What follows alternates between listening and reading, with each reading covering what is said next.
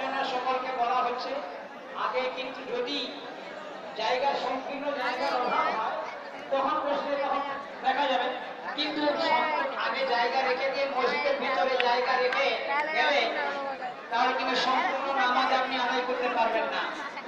যাই হোক, নির্ধারিত সময়ের মধ্যে জামাত হবে, আর দেরি না করে, আর সময় নষ্ট না।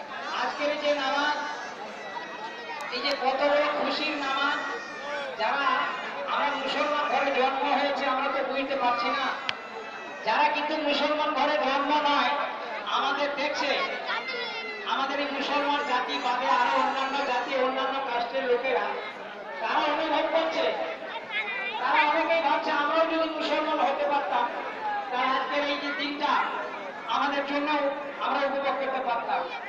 অতএব আজকের দিনটা দেখি সেটা মুক্তাবাবু একটু আগে বলে গিয়েছে এবং আমাদের ইমাম সাহেব অনেকবার শুনিয়েছে। অতএব এই দিনটাকে যেন কোনো মতেই ম্লান না হয়, এই দিনের পরিপূর্ণ মর্যাদা আদায় আমরা সবাই করি এবং এই পরিপূর্ণ মর্যাদা আমরা রক্ষা করি।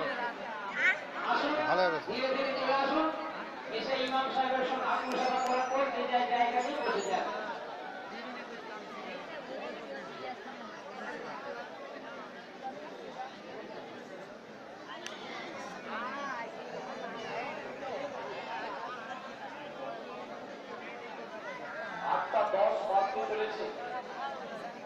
একবারে সময় সামনে নির্ধারিত সময় 8:30 যেহেতু জামাতদারি হিসাবে ইমাম সাহেব দাঁড় করিয়ে দেবেন, কারোর জন্য অপেক্ষা করবেন না। যারা সকাল থেকে এসে নির্ধারিত সময় মেনটেন করে বসেছেন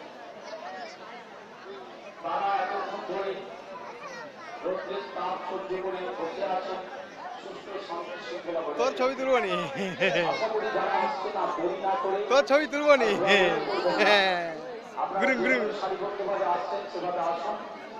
আমাদের সময় রয়েছে, পাগলা তো গোটা পাগলা।